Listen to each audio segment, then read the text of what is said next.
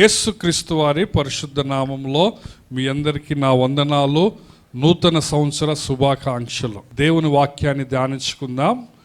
నిన్నటి రాత్రి మనం 31 రాత్రి వాచ్ నెట్ సర్వీస్లో సంఘ వాగ్దానాలను మనం పొంది ఉంటున్నాం. కాబట్టి ఈరోజు నేను దానిలో మిగిలిన విషయాలను ప్రభు చిత్తమైతే మీ మధ్యలో ఉంచదలుచుకుంటున్నాను. కాబట్టి మనము ప్రార్థనలో ప్రభు సహాయాన్ని అడుగుదాం. అందరూ దయచేసి స్థలంలో ఉంచండి. వాక్యము నిమిత్తము మనం ప్రార్థన చేసుకుందాం. దేవుడు మనందరితో మాట్లాడాలని మీరందరూ ప్రార్థన చేయాల్సిందిగా మనవి చేస్తుంటున్నాను.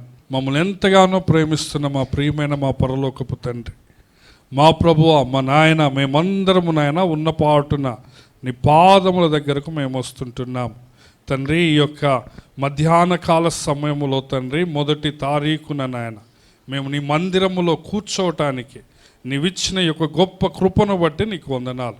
ఎంతోమందికి ఇట్టి భాగ్యం లేదు తండ్రి. చాలామంది నాయన ఆయా ప్రదేశాల్లో ఆయా రకాలుగా ఉంటున్నారు.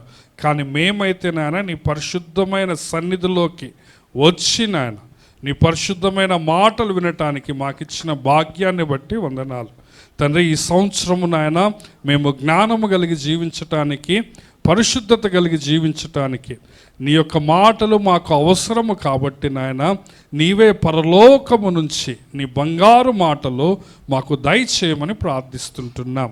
అల్పుడు, అయోగ్యుడు, అపరాధి నీ పక్షాన్ని నిలవబడుతుంటుండగా తండ్రి కనికరించు, క్షమించు నాయన, అభిషేకించి నాయన నీ నోటికి బూరగా వాడుకొనమని ప్రార్థన చేస్తూ ఉంటున్నాం.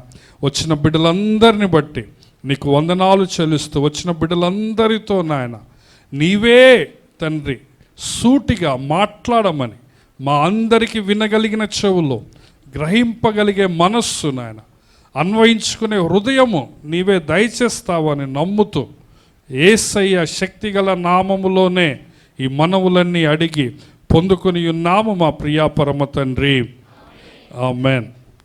ప్రభునందు ప్రియమైన దేవుని బిడ్డలారా, మన సంఘములో మొదటి నుంచి మనకున్న అలవాటు, మనము సంఘ వాగ్దానాలను ఏర్పాటు చేసుకుంటాం. ప్రభు సన్నిధిలో కనిపెట్టి మన సంఘానికంటూ కొన్ని వాగ్దానాలను మనం ఏర్పాటు చేసుకుంటాం కదా. ఆ వాగ్దానాలను బట్టి మనము నడిపించబడుతూ ఉంటాం. ఈరోజు కూడా ఈ సంవత్సరానికి దేవుడు మనకి 3 వాక్యాలను వాగ్దాన రూపంలో దయచేశాడు కదా. మొదటి వాక్యము హెబ్రీలకు రాసిన పత్రిక 13వ అధ్యాయము 5వ వచనములో చూస్తాం. అందరు నాతో పాటు చెప్పండి. నిన్ను ఏమాత్రమును విడువను, నిన్ను ఎన్నడును ఎడబాయను అని ఆయనయే చెప్పెను కదా. హెబ్రీ 13:5. తర్వాత రెండో వాక్యం ఏంటంటే నిర్గమాకాండము 40వ అధ్యాయము 37-38 వచనాల్లో ఉన్న వాక్యము. మరలా నాతో పాటు చెప్పండి. ఇదే వారి ప్రయాణ పద్ధతి, వారి సమస్త ప్రయాణములలో ఇలాగుననే జరిగెను. నిర్గమ 40:37-38. తర్వాత చివరిగా 3వ వాక్యాన్ని నాతో పాటు చెప్పండి. నేనే దేవుడను, మీరే నాకు సాక్షులు. ఇదే యెహోవా వాక్కు. యెషయా 43:12. సో ఈ వాక్యాలను నేను వాట్సాప్లో షేర్ చేస్తాను. కాబట్టి మీరందరూ కూడా ఈ యొక్క వాక్యాలను బట్టి మనము గురి కలిగి ఈ సంవత్సరంలో ముందుకు వెళ్దాం. రాత్రిపూట నేను ఇదే వారి ప్రయాణ పద్ధతి అని చెప్తూ ఆ మొదటి వాగ్దానాన్ని మీ మధ్యలో పెట్టాను కదా. ఆ పద్ధతులు, మానవ పద్ధతి, దేవుని పద్ధతి అనేది ఈ లోకంలో ఉన్నాయి కదా. మనమైతే మానవ పద్ధతి ప్రకారము కాకుండా దేవుని పద్ధతిలో వెళ్ళాలని నేను అనేకమైన తలంపులను మీ మధ్యలో పెట్టాను కదా. ప్రాముఖ్యంగా హెబ్రీలకు రాసిన పత్రిక 13వ అధ్యాయములో నుంచి దేవుని పద్ధతిలో నుంచి ఒక 7 విషయాలను నేను మీ మధ్యలో పెట్టాను. ఎంతమంది గుర్తున్నాయండి ఆ 7 విషయాలు? సరే, మొదటిది ఏంటో చెప్పండి. సహోదర ప్రేమ నిలువరముగా ఉండనీయాలి. రెండోది, ఆతిథ్యము చేయటం మర్చిపోవద్దు. మూడోది, కష్టాల్లో ఉన్న వాళ్ళని, బంధకములో ఉన్న వారిని మనము వారికి సహాయం చేయాలి. 4వది, వివాహాన్ని, కుటుంబ జీవితాన్ని ఘనముగా ఎంచాలి. మనము ఎట్లా ఉండాలంటే భార్య పట్ల, భర్త పట్ల నమ్మకంగా ఉండాలి. ఎందుకంటే నీవు నమ్మకంగా లేకపోతే నీకు తీర్పు తీర్చేది ఎవరు? దేవుడు. 5వది, ధనాపేక్ష కలిగి ఉండక మనకు ఉన్నదానితో తృప్తి కలిగి ఉండాలి. ఎందుకు? దేవుడు ఏమని చెప్పాడంటే 13:5లో ఏమున్నది? ధనాపేక్ష లేని వారై మీకు కలిగిన వాటితో తృప్తి పొంది ఉండుడి, నిన్ను ఏమాత్రమును విడువను, నిన్ను ఎన్నడును ఎడబాయను అని ఆయనయే చెప్పాడు. మనుషులుగా చెప్పారు. హల్లెలూయా. ప్రధానమంత్రిగా చెప్పింది, ముఖ్యమంత్రి కాదు. ఎవరు చెప్పింది? ఎవరు చెప్పండి? దేవుడు. ఈ భూమిని ఆకాశాన్ని చేసిన దేవుడు ఏమంటున్నాడంటే ఈ 2025 సంవత్సరంలో నిన్ను ఏమాత్రం విడవను, నిన్ను జస్ట్ విడవను అనట్లే. ఆయన ఏమంటున్నాడు? నిన్ను ఏమాత్రం, ఎట్టి పరిస్థితుల్లో విడవను, నిన్ను ఎన్నడూనూ ఎడబాయను అంటున్నాడు. ఇది దేవుడు నీకు 2025లో ఇచ్చే వాగ్దానం కదా. అందుకే ఆయన ఏమంటున్నాడంటే ధనాపేక్ష అవన్నీ వదిలిపెట్టండి, మీకు కలిగిన దానితో సంతృప్తిగా ఉండండి అంటున్నాడు. 6వది ఏం చెప్పాను నేను? సేవకులను గౌరవించాలి, వారికి లోబడి ఉండాలి. 7వది ఏమని చెప్పానంటే మనము ఎల్లప్పుడూ ప్రభువుని ఆరాధించాలి అని చెప్పి. కాబట్టి 2024లో నీ ప్రయాణ పద్ధతి ఏ విధంగా ఉన్నదో అది మనం పక్కన పెడదాం. వింటున్నారా? గడిచింది గతం గతహ అన్నట్లు మనము వెనక ఉన్న వాటిని మరిచిపోవాలి అని దేవుని వాక్యం చెప్తుంది. ఫిలిప్పీలకు రాసిన పత్రిక 3వ అధ్యాయం. మనం ఏం చేయాలని చెప్పండి? వెనక ఉన్నవి మరచి ముందున్న దానికోసం మనం గురి యొద్దకు పరిగెత్తాలి. హల్లెలూయా. కాబట్టి వెనకున్న ఏం చేయాలి చెప్పండి? మనము మర్చిపోవాలి. వెనక సంగతులు మర్చిపోవాలి. పాతవి గతించిపోయాయి. మనం ముందుకు వెళ్ళాలి. 2024లో ప్రయాణము ఏ విధంగానైనా ఉండవచ్చు, కానీ 2025లో దేవుడు నిన్ను ఆశీర్వదించదలుచుకుంటున్నాడు కదా. నిన్న మొదటి వర్తమానములో యోవేలు గ్రంథం నుంచి చూపించాడు. రండి యోవేలు గ్రంథానికి వెళ్దాం. యోవేలు గ్రంథము మొదటి అధ్యాయము యోవేలు మొదటి అధ్యాయం 4వ. గొంగలి పురుగులు విడిచిన దానిని మిడతలు తినివేసి ఉన్నవి, మిడతలు విడిచిన దానిని పసర పురుగులు తినివేసి ఉన్నవి, పసర పురుగులు విడిచిన దానిని చీడ పురుగులు తినివేసి ఉన్నాయి. 4 రకాల పురుగులు ఒకదానికంటే ఒకటి బలమైనవి. ఫస్ట్ ఏ పురుగులు వచ్చినాయి? గొంగలి పురుగులు. అవి తిన్నంత తిన్నాయి, మిగిలిపోయిన ఏంటది? మిగిలింది మిడతలు తిన్నాయి. మిడతలు తిన్నా మిగిలిపోయిన ఏం తిన్నాయట? పసర. ఇంకా మిగిలి ఉంటే ఏం తిన్నాయి? చీడ పురుగులు. పంటనంతా తినివేసి. నీ జీవితము 2024 ఈ విధంగా ఉంటే నువ్వేం కంగారు పడద్దు. వింటున్నారా? నాకు ఏమీ మిగలలేదు అని నువ్వు అనుకోవచ్చు. 4 రకాల తెగుళ్ళు నా మీద వచ్చినాయి నువ్వు అనుకోవచ్చు. కానీ నువ్వు ఇప్పుడు ఏం చేయాలంటే 2వ అధ్యాయం కదా 12వ వచనంలో ఏం చూస్తున్నాము? ఇప్పుడైనను మీరు ఉపవాసముండి కన్నీరు విడుచు దుఃఖించుచు మనపూర్వకముగా తిరిగి నా యొద్దకు రండి అంటున్నాడు. హల్లెలూయా. కాబట్టి 2024 ఏ విధంగా ఉందో నీవు ఆలోచించొద్దు. నువ్వేం చేయాలంటే నువ్వు తిరిగి రావాలి. నీవు ఉపవాసముతో పశ్చాత్తాపడాలి. నేను ఇశ్రాయేలు గురించి చెప్పినప్పుడు వాళ్ళకు కూడా మొదటి సంవత్సరం అంత బాగలేదు. వాళ్ళు బంగారు దూడను చేసుకున్నారు. ఎంత దుర్మార్గులు, ఎంత కృతజ్ఞత లేని వాళ్ళంటే అప్పుడే 4-5 నెలలు కాకముందే వాళ్ళు ఏం చేశారు చెప్పండి? బంగారు దూడను చేసుకొని తింటాం, తాగటం, ఆడటానికి లేచారు. అయినా వాళ్ళు మారితే నువ్వు ఒక్క అడుగు వేస్తే దేవుడు 99 అడుగులు వేస్తాడు. హల్లెలూయా. వింటున్నారా? నీవు ఒక్క అడుగు మారితే, నువ్వు జస్ట్ అట్లా తిరిగితే చాలు, దేవుడు ఏం చేస్తాడంటే పరుగెత్తుకొని వచ్చి నిన్ను కౌగలించుకొని నిన్ను చేర్చుకుంటాడు. అది దేవుని ప్రేమ కదా. అందుకే హగ్గయి గ్రంథము మొదటి అధ్యాయం 5-6 వచనాల్లో అక్కడ హగ్గయి గారు ఏమంటారంటే మీ ప్రవర్తనను మీరు పరిశీలించుకోండి అంటాడు కదా. 5వ వచనం చూడండి. కాబట్టి సైన్యములకు అధిపతియగు యెహోవా సెలవిచ్చున్నదేమనగా మీ ప్రవర్తనను గూర్చి ఆలోచించుకో. Consider your ways, consider your behaviour, examine your behaviour. దేవుడు ఏమంటున్నాడంటే 2024 నష్టం వచ్చిందా, పర్వాలేదు. 2024లో నీకేం కలిసి రాలేదా, పర్వాలేదు. ఇప్పుడు నీవు మారు అంటున్నాడు. నీ ప్రవర్తన ఒకసారి నువ్వు చెక్ చేసుకో, నీ ప్రవర్తన నువ్వు చూసుకో. నేను నిన్న రోమీలకు రాసిన పత్రిక 12వ అధ్యాయం మొదటి 2 వచనాలప్పుడు ఏం చెప్పానంటే, ఆ యొక్క నీవు మనస్సు మారి నూతన మగుట వల్ల ఏం చేయాలి, నీవు రూపాంతరం పొందాలి. నేనేం ఎగ్జాంపుల్ చెప్పానండి, గొంగళ పురుగు ఎగ్జాంపుల్ చెప్పాను. గొంగళ పురుగు ఏమవుతుంది, ఆ సీతాకొక చిలుకగా మారుతుంది, అది రూపాంతరం. 2024లో నీ జీవితము గొంగళ పురుగులాగున్నా నువ్వేమి కంగారు పడొద్దు. నీవు నూతన పరచబడాలా, మారు మనస్సు పొందాలా, నీ మనస్సు మార్చుకోవాలి. నేను ఎప్పుడో మారు మనస్సు పొందానండి, నేను రక్షింపబడ్డానంటే నేను అదిగా చెప్పాను. నువ్వేం చేయాలంటే 2024లో నువ్వేమేం తప్పులు చేశావు, నీ కుటుంబాన్ని ఏ విధంగా చూసుకున్నావు, నీ భార్యను ఏ విధంగా చూసుకున్నావు, నీ పిల్లల్ని ఏ విధంగా చూసుకున్నావు, ఆర్థిక విషయాల్లో నీవు నమ్మకంగా ఉన్నావా లేదా కదా, పొదుపు కరెక్ట్గా చేసావా, దుబారా ఖర్చులు పెట్టావా, షాపింగ్లు చేయరాని చోట చేసావా, ఎన్నిసార్లు ఏదో ఒకటి కొని అది పనికి రాకుండా దాన్ని దిబ్బలో పడేసావు, రకరకాల తప్పులు చేశావు.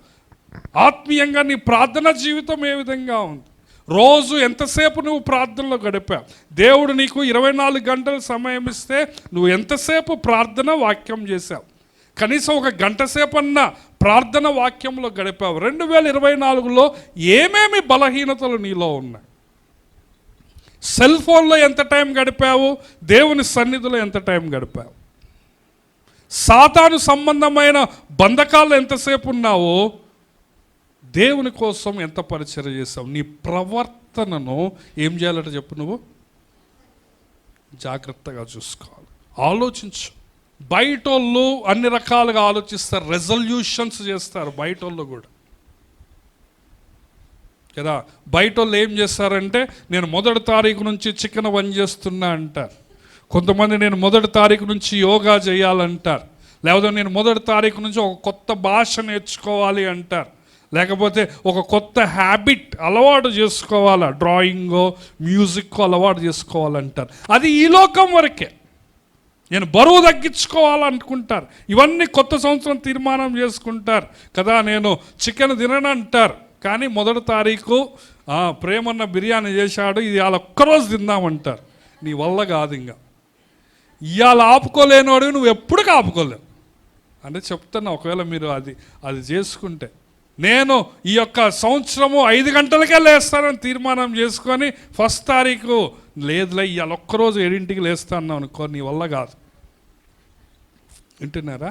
సో లోకస్తులు అట్లాంటి తీర్మానాలు చేసుకుంటున్నారు, అది కేవలము ఈ లోకం వరకే. కానీ నువ్వు ఎట్లాంటి తీర్మానాలు చేసుకోవాలి చెప్పండి, నిత్య జీవాని కోసం. నీ ఆత్మీయ జీవితం ఏ విధంగా ఉంది, నీ ప్రార్థనా జీవితం, నీ ఉపవాస జీవితం, నీ సంఘ జీవితం, నీ క్వైట్ టైం, నీవు రోజు వాక్యాన్ని ధ్యానిస్తున్నావా లేదా, నీ ప్రవర్తనను ఏం చేయాలంటే చెప్పండి, నీవు ఆలోచించుకోవాలి. నీవు పశ్చాత్తాపడి ఉపవాసమును నీ మనస్సు మార్చుకొని తిరగమంటున్నాడు కదా. 1 పేతురు 4వ అధ్యాయము 3వ వచనము, 4వ అధ్యాయం 3వ వచనంలో ఏమంటున్నాడు, మనము పోకిరి చేష్టలో, దురాశలో, మద్యపానము, అల్లరితో కూడిన ఆటపాటలు, త్రాగుబోతుల విందులో, చేయదగని విగ్రహ పూజలు మొదలైన వాటి యందు నడుచుకొనుచు అన్యజనుల ఇష్టము నెరవేర్చుచుండుటకు గతించిన కాలము చాలు అంటున్నాడు. ఇక్కడ ఏమంటున్నాడంటే, మనం పోకిరి చేష్టలు, దురాశలు, మద్యపానం, అల్లరితో కూడిన ఆటపాటలు, త్రాగుబోతుల విందులు. నేను దాగను కానీ జస్ట్ పార్టీకి పోతా అంటే ఏమంటున్నాడు, చేయదగని విగ్రహ పూజలు, జస్ట్ నేను దీపాలే పెడతా, జస్ట్ నేను బొట్టే పెట్టుకుంటా, ఇట్లాంటివన్నీ కూడా అన్యజనుల ఇష్టము నెరవేర్చుచుండుటకు గతించిన కాలం చాలు అంటున్నాడు. నీవు మానవ పద్ధతిలో మనుషులను మెప్పించటానికి, అన్యజనులకు వాళ్ళకి ఇష్టం కలిగేటట్టుంటారు. నువ్వెందుకు బతుకుతున్నారా అంటే ఏమంటారు, చాలామంది వాళ్ళ ఇంటి పక్కన వాళ్ళ కోసం బతుకుతారు, చాలామంది వాళ్ళ కులపోల కోసం బతుకుతారు, చాలామంది వాళ్ళ బంధువుల కోసం బతుకుతారు. వాడికంటూ బతికే ఉండదు. ఏది చేసినా మా బంధువులు నా కోసం మంచిగా అనుకోవాలి, మా కులపోలు నా గురించి హై అనుకోవాలి, మా ఇంటి పేరటోళ్ళు నా గురించి రిచ్గా అనుకోవాలి. సో ఏమంటున్నాడంటే, ఈ విధంగా వాళ్ళ ఇష్టము నెరవేర్చుచుండుటకు గతించిన కాలం చాలు. 2024 జాలింగా. హల్లెలూయా. నువ్వు మారాల. 2024 చాలు. ఇంకెంతసేపు మనుషుల ఇష్టం, మనుషుల పద్ధతి, మనుషుల మెప్పీయటం, ఎప్పుడు వాడికి బానిసగా బతకటమేనా మనం? వాడు నా గురించి హై అనుకోవాలా, పలానోడు పలానామె తిప్పి కొడితే ఆమె ఉఫ్ అంటే పోతుంది.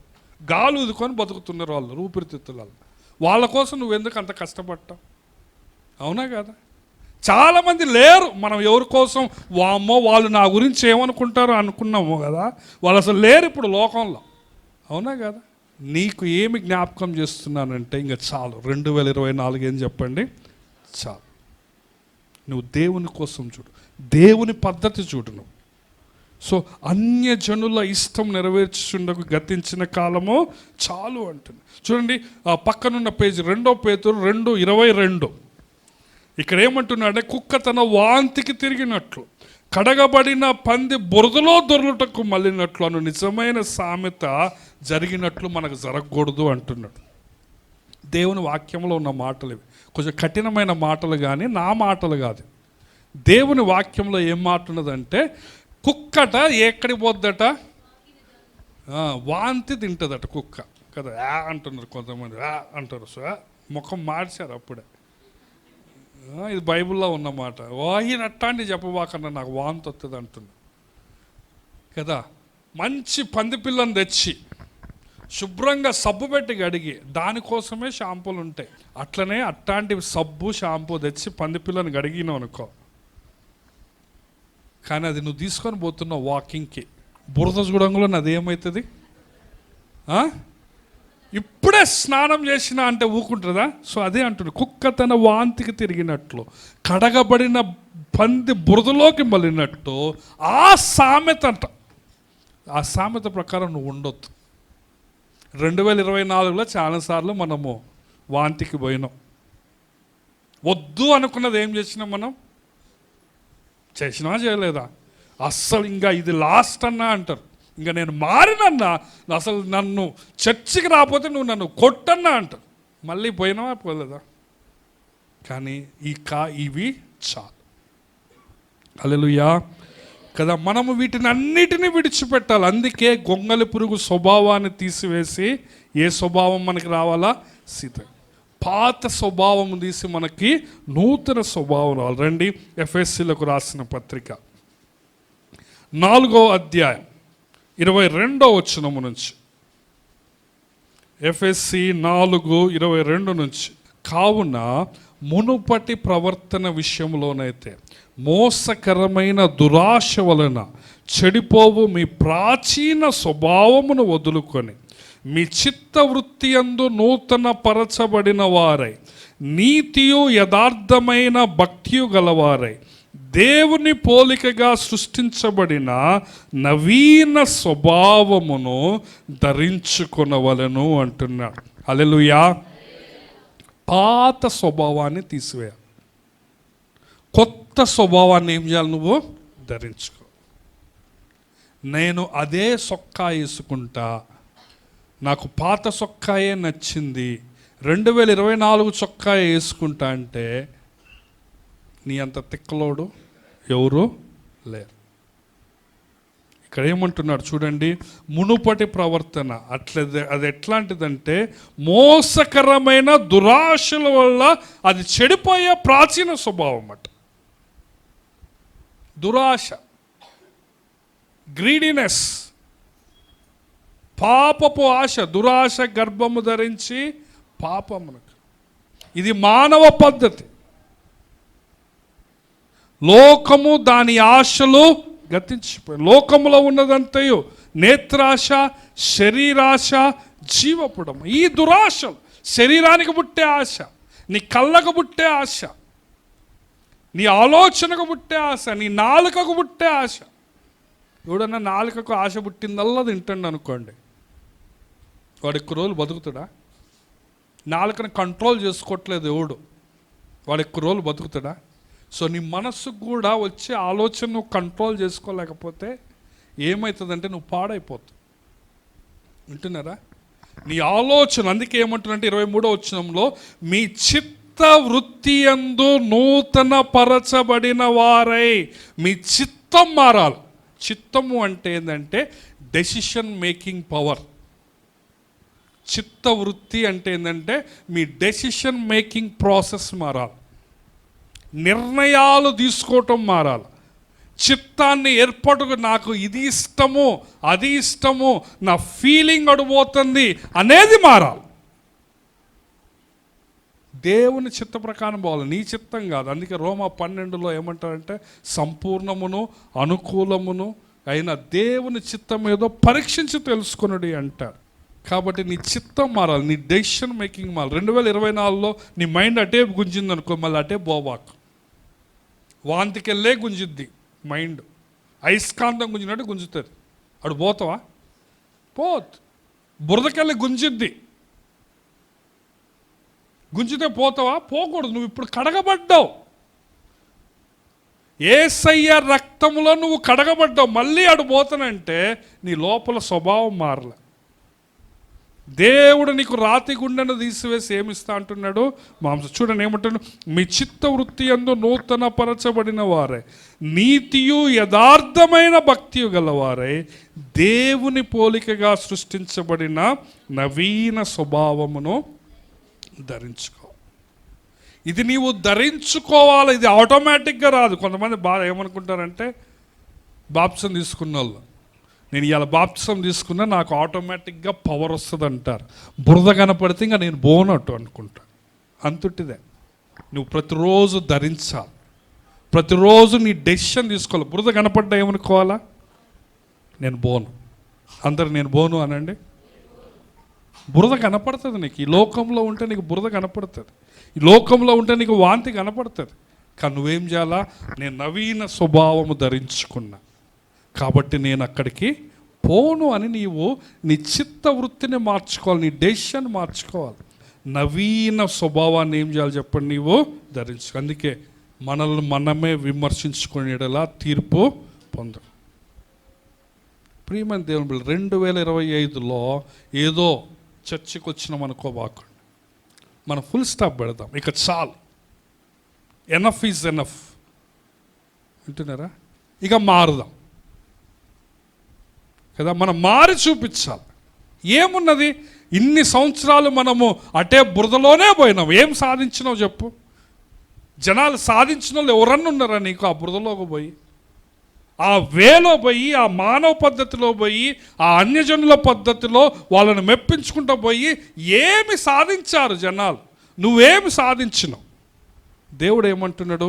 నువ్వు నాతో పాటు రా, నా మాట విను, నా నడిపింపులోకి రా, నువ్వు ప్రార్థనలో ఉండు, నేను వాక్యంలో నిన్ను గైడ్ చేస్తాను, నేను నిన్ను ఆశీర్వదిస్తాను అంటున్నా. రండి యోవేలు గ్రంథానికి రండి.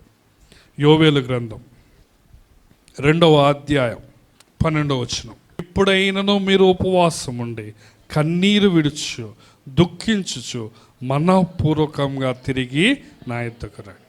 సో దేవుడు లాస్ట్కి ఏమంటున్నాడంటే, దేవుడు 2 చేతులు చాచి నిన్ను పిలుస్తున్నాడు. ఇప్పుడైనా రండి. అయిపోయింది, ఏదో అయిపోయిందండి నువ్వు కాదు అనుకునేది. ఎవరు అంటున్నారు తెలుసా?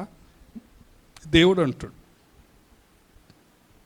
దేవుడు ఎంత ప్రేమ గల్లోడంటే, వాళ్ళు బంగారు దూడని చేసుకున్నా కానీ ఏమన్నాడో తెలుసా? అయిపోయింది, ఏదో అయిపోయింది. నీ బాస్ నిన్ను అనకపోవచ్చు. నీ బాస్ ఏం చేస్తాడంటే నీ ఎమ్మటే ఉద్యోగంలోంచి తీసేస్తాడు. మీ డాడీ నిన్ను ఒప్పుకోకపోవచ్చు, మీ మమ్మీ నిన్ను ఒప్పుకోపోవచ్చు. కానీ దేవుడు ఏమంటాడో తెలుసా? నువ్వు ఒక్కడుగు వేస్తే దేవుడు నిన్ను కౌగలించుకొని ముద్దు పెట్టుకుంటాడు. ఏమా వింటున్నారా? దేవుడు ఏమంటాడంటే అయిపోయింది, ఏదో అయిపోయింది. అయ్యా అన్నా అయిపోయింది, ఏదో అయిపోయింది, ఇక రండి, ఇంకా చాలు. దేవుడు 2 చేతులు చాచి నీకు ఆహ్వానం ఇస్తున్నాడు. ఇంకా చాలు, నువ్వు తిరిగింది చాలు, పోయింది చాలు. ఏమంటున్నాడు? ఇప్పుడైనను, ఇకనైనను, ఇంకా చాలు, ఇప్పుడైనను, కనీసం ఇప్పుడు కన్నా రాండ్రా అంటున్నాడు దేవుడు. ఎవరు అంటే ఈ విధంగా ఆహ్వానం ఇచ్చేది? ఈ భూమిని ఆకాశాన్ని చేసిన ఆయన. అర్థమవుతుందా? ఒక్క క్షణములో భూమిని కనపడకుండా చేయగలడు ఆయన. ఒక్క నోటి మాటతో సమస్తాన్ని చేసిన ఆయన ఏమంటున్నాడంటే ఇప్పటికైనా రాండి అంటున్నాడు. వస్తే ఏమవుతుందంట?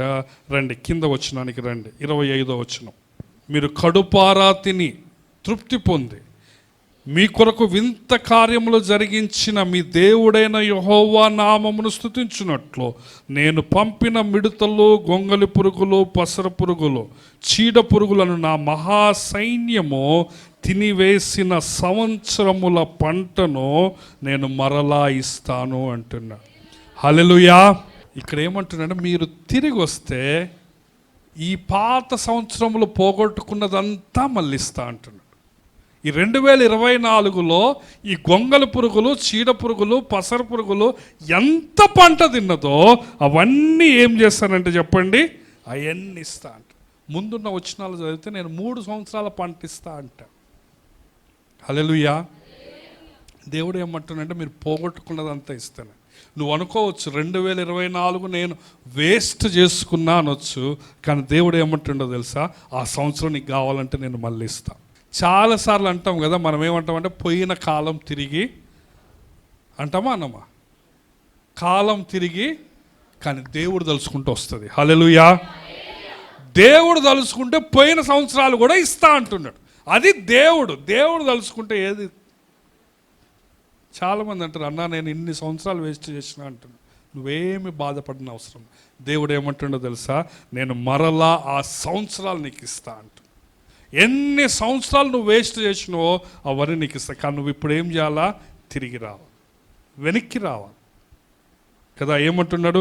మీరు కడుపారా తిని తృప్తి పొంది మీ కొరకు వింత కార్యములు జరిగించిన మీ దేవుడైన యెహోవా నామమును స్తుతించున్నట్టు మీ కొరకు ఎన్నో ఆశ్చర్యక్రియలు నేను చేస్తా అంటున్నాడు దేవుడు. ఎన్నో అద్భుతాలు చేస్తా అంటున్నాడు. మీరు మంచిగా కడుపు నిండా తిని తృప్తి పొంది దేవుడు నా కోసం ఎన్నో అద్భుతాలు చేసిందని దేవునికి ఆరాధించేటట్లు నేను మీరు పోగొట్టుకున్న సంవత్సరాలన్నీ ఇస్తా అంటున్నాడు. హల్లెలూయా. ఇంతకంటే గొప్ప దేవుడు ఎవరైనా ఉన్నారా? ఇంతకంటే ప్రేమ గల దేవుడు ఎవరైనా ఉన్నారండి మనకు? అనుకోబాకు 2024 దాటొచ్చినా 2025 కూడా దాటతా 2026లో చూసుకుంటా అనుకోబాకు. గ్యారంటీ ఇవ్వలేం. ఎవరైనా ఇస్తారా గ్యారంటీ? 2025 డిసెంబర్ 31 దాకా ఉంటాను గ్యారంటీ ఎవరైనా ఇస్తారా? చెప్పండి, ఇస్తారమ్మా? ఏ రోజు ఏమి జరుగుతుందో మనకు తెలియదు. నిర్గమకాండం 40వ అధ్యాయం 16-17 వచనాలు. మోషే ఆ ప్రకారము చేశాను. యెహోవా అతనికి ఆజ్ఞాపించిన వాటిని అన్నిటినీ చేశాను. అలాగుననే చేశాను. 2వ సంవత్సరమున మొదటి నెలలో మొదటి దినమున మందిరము నిలవబెట్టబడి. మొదటి సంవత్సరం అంతా వాళ్ళు ఆగం చేశారు. మొదటి సంవత్సరం అంతా బర్బాత్ అయిపోయారు. కానీ మోషే నాయకత్వంలో వాళ్ళు దేవుని మాట విన్నారు. 16వ వచనంలో ఏముంటుందంటే ఆయన ఆజ్ఞాపించిందంతా చేశారట. సంవత్సరంలో 2వ సంవత్సరము ఫస్ట్ నెల 1వ తారీఖున వాళ్ళు మందిరము నిలబెట్టుకో. అప్పుడు ఏమవుతుంది? కిందికి రండి. 34 వచనం. అప్పుడు మేఘము ప్రత్యక్షపు గుడారమును కమ్మగా యెహోవా తేజస్సు మందిరమును నింపెను. ఆ మేఘము ఆ మందిరము మీద నిలుచుట చేత మందిరము యెహోవా తేజస్సుతో నిండెను గనుక మోషే ప్రత్యక్షపు గుడారములోకి వెళ్ళలేకుండాను. చూడండి, మేఘము మందిరము మీద నుండి పైకి వెళ్ళినప్పుడల్లా ఇశ్రాయేలీలో ప్రయాణమైపోయారు. ఇదే వారి ప్రయాణ పద్ధతి. అదేంటదట? ఆ మేఘము పైకి వెళ్ళని ఎడల అది వెళ్ళు దినము వరకు ప్రయాణము చేయకుండదు. ఇశ్రాయేలందరి కన్నుల ఎదుట పగటి వేళ యెహోవా మేఘము మందిరం మీద ఉండెను, రాత్రివేళ అగ్ని దాని మీద ఉండెను. వారి సమస్త ప్రయాణములలో ఇలాగు. ఎప్పుడైతే మారారో, ఒక సంవత్సరం బర్బాద్ చేశారు, ఆగం చేశారు. మొదటి నెల 1వ తారీఖున ఆ న్యూ ఇయర్ రోజున వాళ్ళు మందిరాన్ని నిలవబెట్టారు. మేము మారతామన్నా అన్నారు మోషేతో. అప్పుడు ఏమైందంటే దేవుని మహిమ మేఘం రూపంలో దిగొచ్చు. పగలు మేఘస్తంభముగా, రాత్రి అగ్నిస్తంభంగా వారితో ఉన్నది. వాళ్ళ పద్ధతి మారిపోయింది. వాళ్ళ ప్రయాణ పద్ధతి మారిపోయింది. వాళ్ళ ముందుగా దేవుడు నడుస్తున్నాడు. సమస్త ప్రయాణములలో ఈ విధంగా జరిగిందట. నీ సమస్త ప్రయాణములలో, ప్రయాణం అంటే ఓన్లీ ట్రావెలింగ్ కాదు, నీ జీవితంలో ప్రతిదీ ప్రయాణమే. ఈ 2025 ప్రయాణములో, నీ ప్రతిరోజు పనిలో, నీ ప్రతి నిర్ణయములో దేవుని తోడు, దేవుని సన్నిధి నీకు ఉండాలంటే నువ్వేం చేయాలంటే మారాలి. తర్వాత లేవికాండం 1వ అధ్యాయం 1వ వచనం వచ్చేసరికి పక్క వచనం ఏమంటాడంటే, దేవుడు ప్రత్యక్ష గుడారంలో నుంచి మోషేని పిలిచి తన వాక్కును దయచేస్తున్నాడు. హల్లెలూయా. నీకు ఇట్లాంటి జీవితం కావాలా? ఎవరైనా నిన్ను చూసి ఈ పలాని అన్న సమస్త ప్రయత్నముల్లో దేవుని హస్తం ఉన్నదని చెప్పడానికి అటువంటి సాక్ష్యం నీకు కావాలా? నువ్వేం చేయాలి చెప్పండి? మారాలి. హల్లెలూయా. అప్పుడు దేవుడు ఏమంటాడంటే, నిన్ను ఏమాత్రమును విడువను, నిన్ను ఎన్నడును ఎడబా. రండి అందరం దయచేసి తలలో ఉంచుదాం. అందరూ దయచేసి విన్న వాక్యాన్ని బట్టి మన హృదయాలను పరీక్ష చేసుకుందాం. ఎవరు అటు ఇటు వెళ్ళొద్దండి దయచేసి. దేవుని పద్ధతి చొప్పున నీవు నీ ప్రయాణాన్ని కొనసాగిస్తే నీకు కడుపారా తిని తృప్తి పొంది అద్భుతాలు చూసేంత ఆశీర్వాదం వస్తుంది. దేవుని పద్ధతి ప్రకారం నీవు ప్రయాణము చేస్తే, దేవుని పద్ధతి ప్రకారం నీ జీవితాన్ని కొనసాగిస్తే, నీవు పోగొట్టుకున్న సంవత్సరాలు కూడా ఇస్తానంటున్నాడు దేవుడు. ఇప్పటికే చాలా లేట్ చేశావు, ఇప్పటికే చాలా జీవితం అయిపోయింది, ఇక చాలు, గతించిన కాలం చాలు, ఇకనైనా నీవు తిరిగి వస్తావా అని నేను తిరిగి రావాలనుకుంటున్నాను, నా కోసం ప్రార్థన చేయండి అని ఎవరైనా తీర్మానం చేస్తే దయచేసి మీ యొక్క హస్తాన్ని పైకెత్తి చూపించాడు. నేను గతించిన కాలంలో నాకున్న బలహీనతలు వదిలిపెట్టుకుంటాను. దేవుడు మిమ్మల్ని దీవించినాక మీ చేతులు దించండి. ఇంకెవరైనా దయచేసి తీర్మానం చేసుకోండి. రోజు బైబుల్ చదువుతానని తీర్మానం చేసుకోండి. రోజు ప్రార్థన చేస్తానని తీర్మానం చేసుకోండి. వాక్య పఠనము, వాక్య ధ్యానం గురించి తీర్మానం చేసుకోండి. దేవునితో ప్రమాణం చేయండి. దేవా, నేను ప్రతిరోజు వాక్యం చదువుతాను, 1 అధ్యాయం 2 అధ్యాయాలు చదువుతానని తీర్మానం చేసుకోండి. దేవా, నేను ప్రతిరోజు 1 అర్ధగంట సేపు ప్రార్థన చేస్తానని తీర్మానం చేసుకోండి. సంఘ కార్యక్రమాలకు వస్తానని తీర్మానం చేసుకోండి. దేవుడికి ఇచ్చేవి నమ్మకంగా ఇస్తాను అని తీర్మానం చేసుకోండి. పరిచర్య చేస్తానని తీర్మానం చేసుకోండి. బలహీనతలు వదిలిపెడతానని తీర్మానం చేసుకోండి. నవీన స్వభావము ధరించుకుంటానని తీర్మానం చేసుకోండి. సువార్తను ప్రకటిస్తాను అని తీర్మానం చేసుకోండి. సాక్షి బిడ్డగా ఉంటాను అని తీర్మానం చేసుకోండి. నీ భార్య పట్ల, నీ భర్త పట్ల, నీ కుటుంబం పట్ల నమ్మకంగా ఉంటానని తీర్మానం చేసుకోండి. ఆర్థిక విషయాల్లో జ్ఞానం కలిగి ఉంటాను. దేవుడికి ఇచ్చేవి దేవుడికి ఇస్తూ దుబారా ఖర్చులు చేయకుండా పొదుపు చేసుకుంటానని తీర్మానం చేసుకోండి. పిల్లలతో ఎక్కువ సమయం గడుపుతానని తీర్మానం చేసుకోండి. సెల్ ఫోను వాడకం తగ్గిస్తానని తీర్మానం చేసుకోండి. రీల్స్, వీడియోస్ కట్ చేస్తానని తీర్మానం చేసుకోండి. చాటింగులు, అనవసరమైన ఫోన్ కాల్స్, అనవసరమైన వీడియోస్ అన్నీ బంద్ చేస్తానని తీర్మానం చేసుకోండి. నా ఆరోగ్యం పట్ల నేను జాగ్రత్త కలిగి ఉంటాను. అనవసరమైనవి తినకుండా, తాగకుండా ఆరోగ్యకరమైనవి మాత్రమే తింటానని తీర్మానం చేసుకోండి. నూతన సంవత్సరం నీవు తీర్మానాలు చేసుకుంటే దేవుడు నిన్ను దీవిస్తాడు. ఇక గతించిన కాలము చాలు అంటున్నాడు. నవీన స్వభావము ధరించుకోవాలి అంటున్నాడు. సంవత్సరాది మొదలుకొని సంవత్సరాంతం వరకు నీకు తోడుగా ఉంటానంటున్నాడు దేవుడు. నీ సమస్త ప్రయాణములలో దేవుడు నిన్ను దీవిస్తాడు. నిన్ను ఏమాత్రమును విడువను, నిన్ను ఎన్నడూను ఎడబాయనని ఆయన వాగ్దానం ఇచ్చాడు. దయగలిగిన తండ్రి, ప్రేమగల ప్రభువా, మా దేవా, మా ప్రభువా, ఇక్కడ చేరిన ప్రతి బిడ్డను నీ పాదముల దగ్గర పెడుతుంటున్నాం. తీర్మానం చేసుకున్న ప్రతి నీ బిడ్డను నాయన నీవే పేరు పేరు వరుసన దీవించండి నాయన, ఆశీర్వదించండి తండ్రి. ప్రభువా నాయన, మేమందరము నాయన మా ప్రాచీన స్వభావమును వదిలి నవీన స్వభావము ధరించుకోవటానికి నీ కృపను మీరు మాకు దయచేయండి నాయన. అలనాడు ఇశ్రాయేలీలు నాయన మొదటి సంవత్సరము నాయన ఎంతో అవిధేయతతో జీవించి నాయన 2వ సంవత్సరము మొదటి నెల మొదటి దినము మందిరము నిలవబెట్టినప్పుడు నాయన నీ మహిమ దిగి వచ్చి నాయన వారి జీవితాలను మార్చివేశావు, వారి ప్రయాణ పద్ధతిని మార్చివేశావు తండ్రి. ఈ మొదటి నెల మొదటి తారీఖున నాయన మేము మా జీవితాలను నీ పాదాల దగ్గర పెడుతుంటున్నాం. మా జీవితాల్లో నాయన గొంగలి పురుగులు నాయన, చీడ పురుగులు, పసర పురుగులు నాయన తండ్రి ప్రభు నాయన, ఆ పురుగులన్నీ తినివేసిన సంవత్సరములను మీరు మాకు దయచేయండి తండ్రి. దయతో మమ్మల్ని క్షమించండి నాయన. ఎన్నో బలహీనతలు కలిగి ఉన్నాం నాయన 2024లో. నీ రక్తాన్ని ప్రోక్షించండి నాయన, క్షమించండి నాయన. 2025వ సంవత్సరం రోషము కలిగి నాయన ప్రతిరోజు వాక్యాన్ని చదువుతూ ప్రార్థన చేస్తూ కనీసం వారానికి ఒకసారైనా నాయన ఉపవాసం ఉంటూ తండ్రి నీ యొక్క సువార్తను ప్రకటిస్తూ నాయన నీకు ఇచ్చేవి ఇస్తూ నాయన ఆర్థిక విషయాల్లో నమ్మకంగా ఉండే నాయన మా కుటుంబాలను మేము జాగ్రత్తగా జ్ఞానముగా ఏలే కృప చూసుకునే కృపను మీరు మాకు దయచేయండి. ఇక్కడ చేరి ఉన్న ప్రతి వ్యక్తిని ప్రతి కుటుంబాన్ని నీ పాదాల దగ్గర పెడుతుంటున్నాం. ప్రతి ఒక్కరిని పేరు పేరు వరుసను దీవించండి. వాక్యము నాయన నిష్ప్రయోజనము కాకుండా తండ్రి ప్రభు అది 100 ఫలము రావటానికి నీ కృపను మీరు దయచేయండి నాయన.